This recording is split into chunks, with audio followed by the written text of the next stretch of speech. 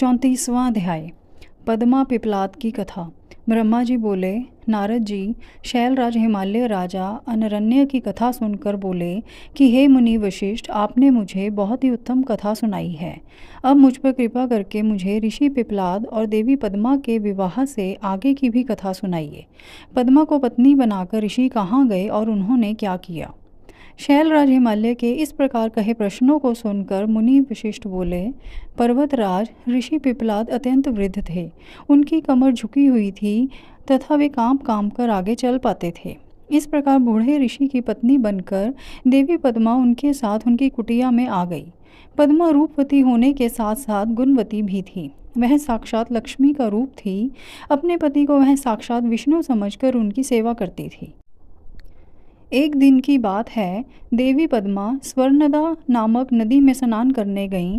तभी धर्मराज वहां पहुंचे और उनके मन में पद्मा की परीक्षा लेने की बात आई। धर्मराज ने राजसी वस्त्रों एवं आभूषणों को धारण किया और रथ में बैठ गए।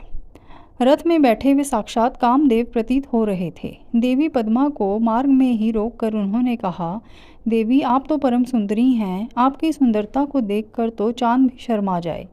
आप तो राजरानी बनने योग्य हैं। आप इस भयानक जंगल में उस बूढ़े पिपलाद के साथ क्या कर रही हैं। वह बूढ़ा तो मृत्यु के बहुत पास है। देवी आप उसको त्याग कर मेरे साथ चलें। मैं आपको अपने हृदय में स्थान दूंगा। आप मेरी रानी बनकर राज करेंगी। आपकी सेवा करने के लिए हजारों दासियां होंगी जो आपकी हर आज्ञा को शिरोधार्य करेंगी। मैं स्वयं आपका दास बनकर रहूँगा। यह कहकर धर्मराज रथ से नीचे उतरकर देवी पद्मा का हाथ पकड़ने हेतु आगे बढ़े। यह देखकर पद्मा क्रोधित हो गई और पीछे हटकर जोर से बोली, अरे मूर्ख, अज्ञानी, अधर्मी, पापी, दूर हट जा। यदि तूने मुझे स्पर्श भी किया तो तू नष्ट हो जाएगा। तू काम में अंधा होकर मेरे पतिव्रत धर्म को भ्रष्ट करना चाहता है। तू क्या सोचता है कि तेरा यह राजसी रूप और धन देखकर मैं अपने परम पूज्य महातेजस्वी ऋषि पिपलाद को त्याग दूंगी? नहीं, कदापि नहीं। याद रख, यदि तू मुझे बुरी नज़र से देखेगा तो भस्म हो जाएगा। देवी पद्मा के शाप को सुनकर धर्मराज भयभीत हो गए। उन्होंने तुरंत राजा का वेश त्याग दिया और अपने असली रूप में आकर बोले, माता मैं धर्म हूँ। मैं ज्ञानियों का गुरु हूँ और हर स्त्री को सदैव अपनी माता मानता हूँ।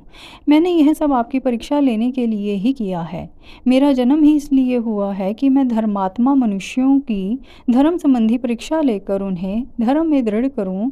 परंतु देवी आपने मुझे शाप दे दिया है। अब मेरा क्या होगा। यह कहकर धर्मराज चुप खड़े हो गए।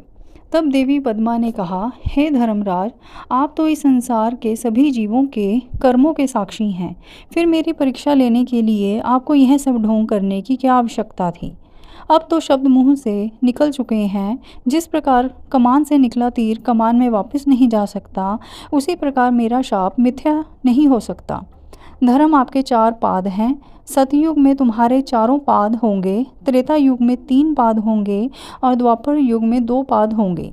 कलयुग में 1 भी पाद नहीं होगा। परंतु जब पुनः सतयुग शुरू होगा तो तुम्हारे 4 पाद पूर्व की भांति वापस आ जाएंगे।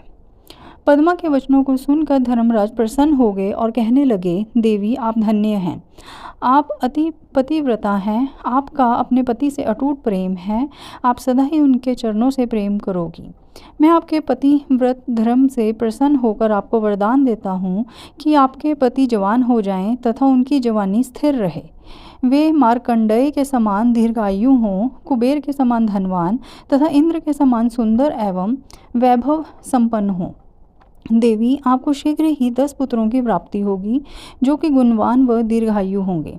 यह कहकर धर्म अंतर्धान हो गए और देवी पद्मा अपने घर वापस आ गई। उसने घर पहुंचकर देखा तो उसके पति धर्म के वरदान के अनुसार जवान हो गए थे। उनके घर में सुख विलास की सभी वस्तुएं मौजूद थीं। इस प्रकार पिपलाद और पद्मा सुखपूर्वक जीवन व्यतीत करने लगे।